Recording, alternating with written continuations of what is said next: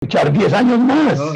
ya nos llamaron a calificar servicios, como dijiste, en los grupos Sí. armados. Ole, esta violencia, esta guerra que fue la que nos correspondió pues vivir y conocer y en muchos casos padecer, uno le podría encontrar elementos comunes con lo que han sido las expresiones de guerra y violencia en periodos anteriores de nuestra historia. Hay como una línea de continuidad, unos elementos comunes o cada caso, cada coyuntura de guerra ha sido específica y no tiene mayor correspondencia con las otras, o hay unos elementos, digamos, invariantes en nuestra realidad que crean las condiciones para que surjan con diferentes modalidades y características estas expresiones de guerra y violencia en el país. Bueno, yo creo que la violencia de los últimos años es muy clara en que en el enfrentamiento del modelo de una amenaza comunista y de un esfuerzo de crear una sociedad justa contra un Estado opresor. Sin embargo, todo esto se apoya de todas maneras en relatos que provienen de toda la historia antigua. Yo, parte de eso es lo que trato de hacer en el libro, de mostrar cómo en Colombia, por determinadas razones, fue muy alto el nivel de debate y de discusión de justificación de la violencia siempre. Y eso creó argumentos, no tanto porque se mantuvieran las mismas causas. Por ejemplo, los indios los mataron en forma muy fuerte entre 1500 y 1550, e incluso después en la guerra contra los pijaos, mataban empalándolos, por ejemplo. Pero esto era o los españoles mataron a los indígenas homosexuales con perros, haciendo que los perros se los comieran. Eso lo hacía Vasco Núñez de Balboa, era uno de sus ejércitos favoritos. Entonces, había una forma de violencia que producía muchas dudas, porque inmediatamente entre los españoles había mucha gente que decía, ustedes están locos, ¿quién no está dando derecho a matar a los indios? ¿Quién no está derecho a quitarles el poder? Entonces, esos hubo debates de toda clase, y en la Nueva Granada fueron muy importantes para decidir si se justificaba o no usar la violencia contra los indios. Se llegó a la conclusión en general de que sí, pero en condiciones muy especiales, cuando el indio era rebelde, cuando el indio no se manejaba bien, cuando el indio cometía pecados contra los elementos básicos de la fe, por ejemplo, cuando era caníbal o cuando practicaba el pecado nefando, que era la homosexualidad, la sodomía.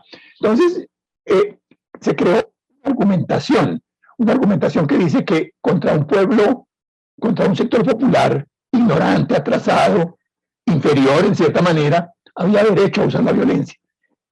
Esa sensación de que uno se hacía parte de las élites, podía usar la violencia contra el pueblo, contra un ignorante y que se saliera de las reglas, se extendió a otras cosas, se extendió a las rebeliones de los indios del siglo XVIII, por ejemplo, cuando atacaban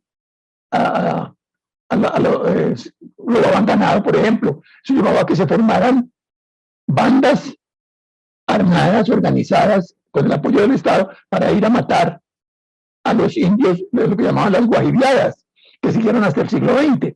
Entonces, hay una tradición de que hay una lógica y un derecho a usar la violencia contra los que violan un poco las reglas básicas de convivencia.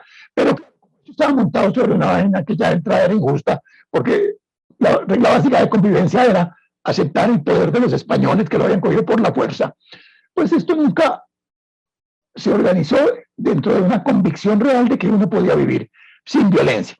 También la independencia nos creó un argumento similar.